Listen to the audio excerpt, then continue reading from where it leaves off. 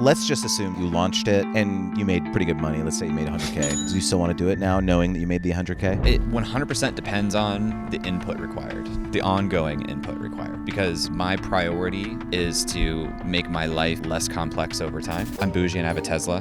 So do I. Okay, I thought you did. Don't you feel some type of way as Tesla becomes more popular?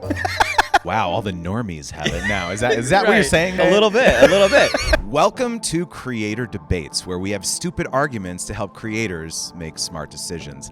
I'm here with my bud, Jay Clouse, in person. We're back. We're back on the show. We're back. Our very first in-person Creator Debates. I love it. I love it as well. But I'm excited to be here with you, man. Same. And you were the inaugural guest on Creator Debates. Forgot about back that. in season 1. This is true. And we're here in season 3, man. Crazy how time flies. But we're doing a special in-person episode today, and we're going to talk about something that you are internally debating. Okay. Yep. So hit me with it, man. I am internally debating creating a membership that precedes the lab. Oh. A membership for folks who are not yet doing this creator thing full time, but helps them get to that point, at which point they might be a fit for the lab. Okay, so tell us what the lab is first. The lab is my membership community for professional creators. It's a place where we share experiments, share what's working right now. It's a step beyond like the things that you can Google. So it's very like time relevant as to what's working, how to succeed as a creator right now. But we have a very strong filter on that. Like, you have to be doing it full time or you're not going to pass the application. Generally, people in the community, actually, last time I ran the numbers, the average monthly revenue for creators in the community was $26,000. Wow. Pretty crazy. That is crazy. So it's a strong filter, and not everyone's a fit for it, but that's the minority of my audience. So it would make sense to create a product that actually serves the majority of the audience and helps people get to the point where maybe they will be a fit for the lab someday. But I have not committed fully to doing that. That's my internal debate. What's your friction there? The friction is there's a lot of people who play at that beginning stage.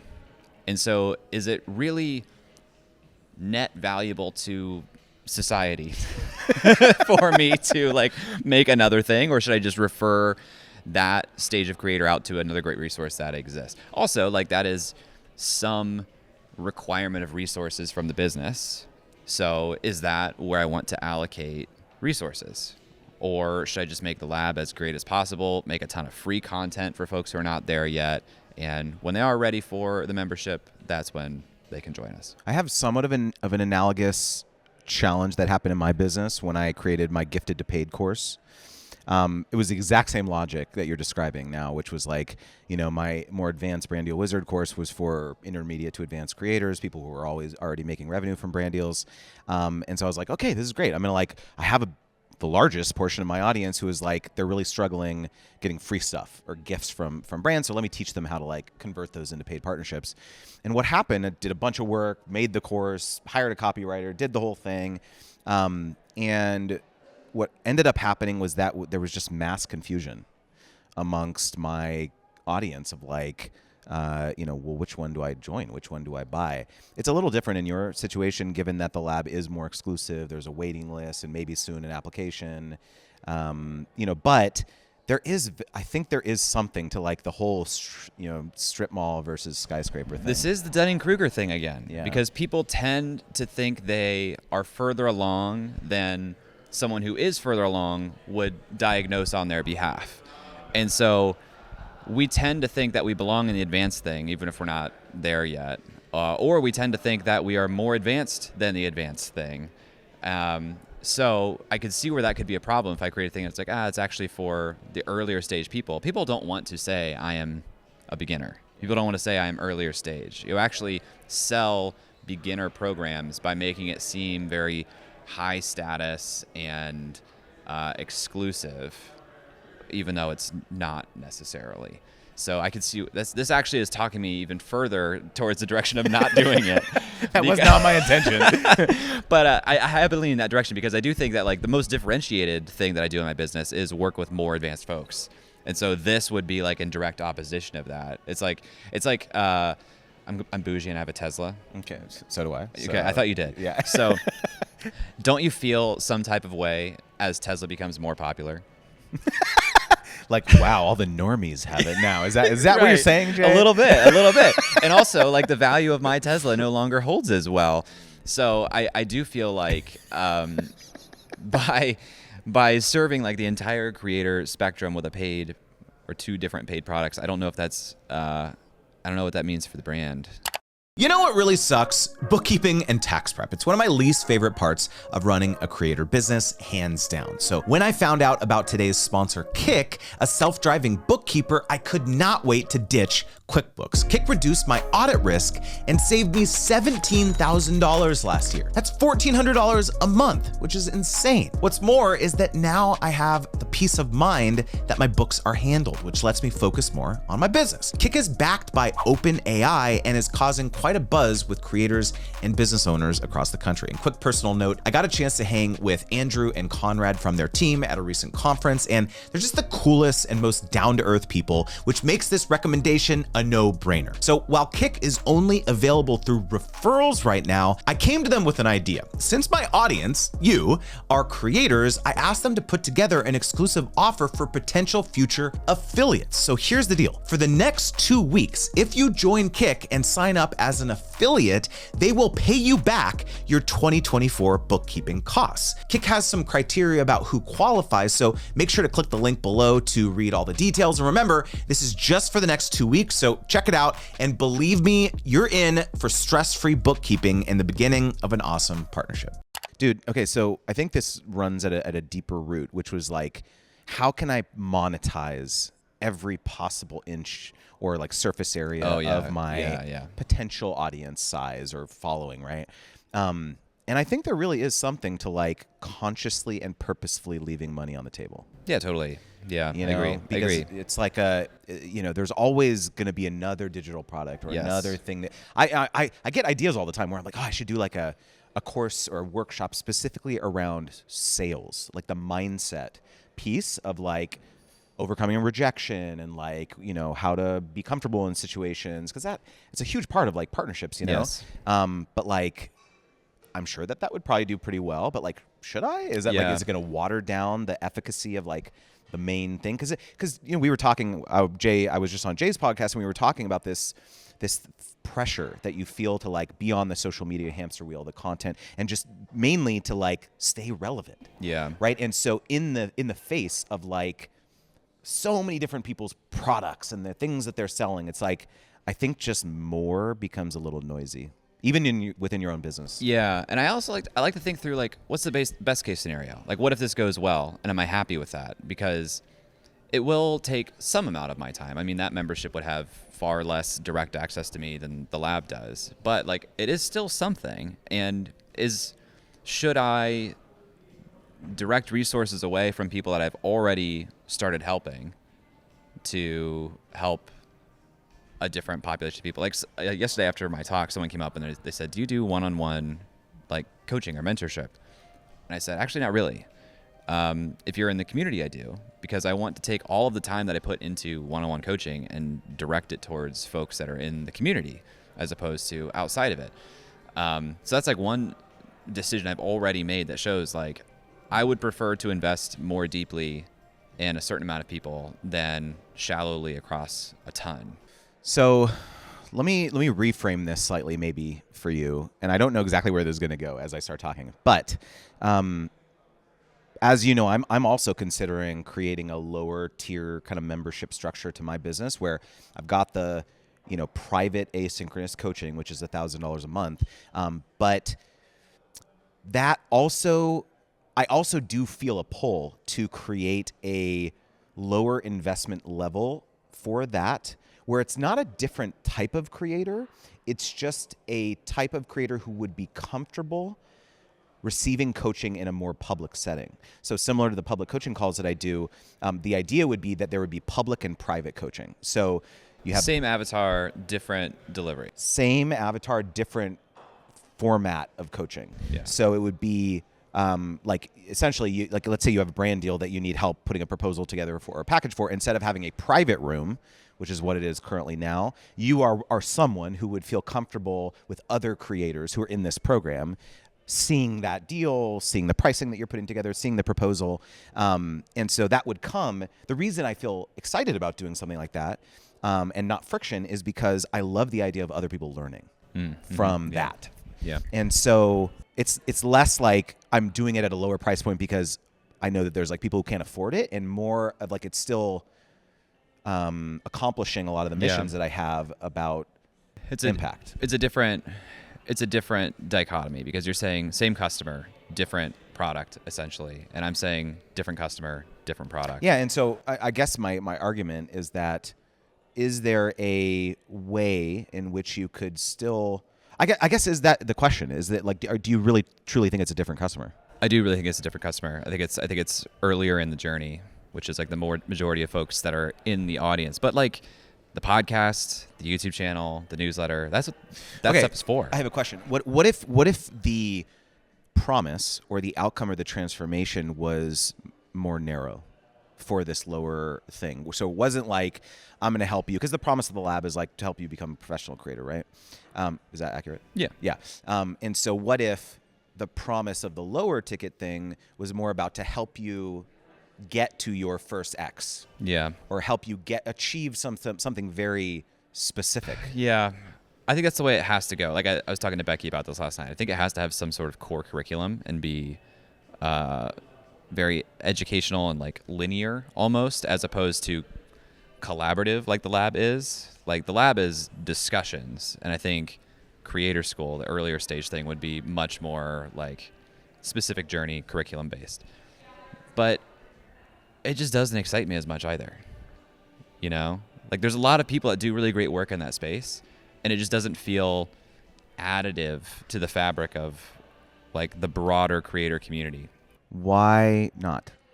Because a lot of people that are doing it already. Like, sure, I would do it a little bit differently. I would do it my way. But I would actually argue that like you are extraordinary though. Like the way in which you, like one argument for it would be like, I think you would do a way better job. Fair. Yeah, I could see it. It would need to be designed in such a way. It actually took me like 4 months to design the lab as is, which seems kind of crazy, but like it was not a foregone conclusion that I would work with more advanced folks when I made that. And when you're not sure who your customer is, you have to play around with like, okay, what would the pricing be? What would the promise be? How do I make sure that this is incentivizing for me to put the effort into it that's required? Now it's like obvious who this would be for, but I would still need to design it so that like the pricing made sense for what I was promising. It was designed in such a way that regardless of how many people are in the community, my time input does not scale with the size of the community. And those are like non-trivial things to solve. Is there a reason that this has to be an ongoing investment? Like, why can't it be a digital product?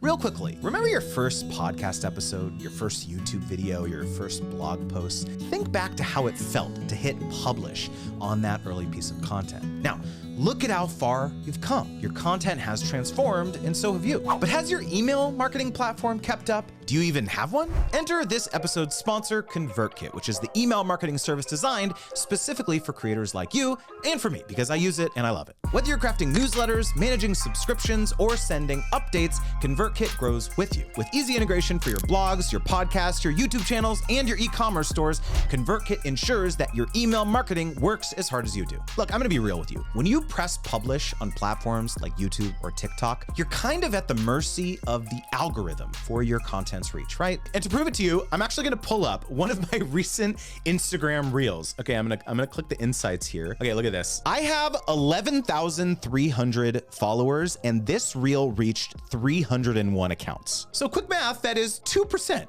2% reach. Contrast that with my average open rate in ConvertKit, which is between 40 and 45%. So which one do you want? 2%, 45%, 2%, 45%. Which one are you gonna pick? So take control with ConvertKit. Here you can own your audience relationships directly. There's no middleman, there's no unpredictable algorithm changes, just a direct line to your followers. ConvertKit isn't just another tool, it's a partner in your creative journey. So if you're ready to create with freedom, automate with ease, and engage your audience like never before, build a platform you own. Start with ConvertKit today at convertkit.com. That's convertkit.com. All right, let's get back to it. It could be, but I feel like the landscape changes a lot. So like, I think the curriculum would have to change a lot. And I like having a membership format because it allows for updated curriculum and even like lower fidelity production of stuff in a way that people receive well. I like memberships. I like it better. I mean, like memberships at the core kind of are a digital product, but it would be more curriculum based.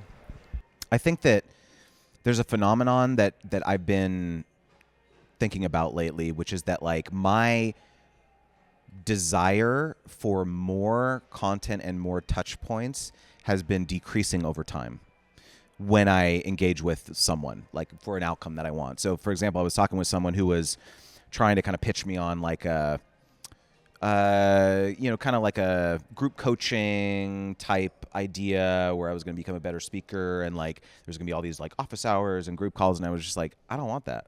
I just like want to like accomplish the thing. Yeah. Right. And so I think that your intuition is probably right. Like the customer at that earlier stage of the journey probably is more content based or more of an obvious pathway to achieve because the more advanced folks, they don't need more stuff. They just need to accomplish the thing. They want more advanced folks want time. Yes. They like are trying to like, what's the shortest distance to get me more time back? And sometimes it's like, I want more money because that's also going to get me more time back. So I guess I feel like to me, maybe this is a membership, but like if you designed a series of like very specific outcomes, like, okay, design your first sales page. That's one track. Design your first email list. That's one track. To me, where it's literally purely just a content membership. Yes. That's the idea. Yeah. I mean, I feel like, I don't know. I'm talking myself back into it for you. I know. Like, I think it would, again, do well. The question is like, is that what this business should do? Can I design it in a way that I safeguard my own time? All those things, though.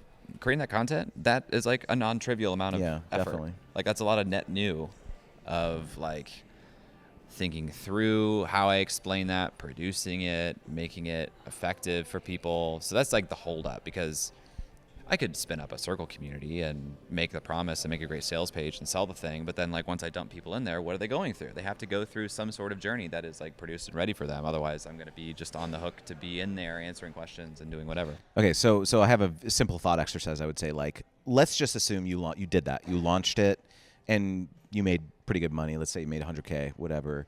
Like, do you still want to do it now, knowing that you made the $100K? It 100% depends on the input required, the ongoing input required, because my priority is to make my life less complex over time. So it has to be designed in a way that it does not increase complexity. I think this also comes back to your personality, though, which is like you are to some degree a perfectionist when it comes to this type of stuff. You want it to be as evergreen as possible and hyper and relevant and up to date and all that stuff.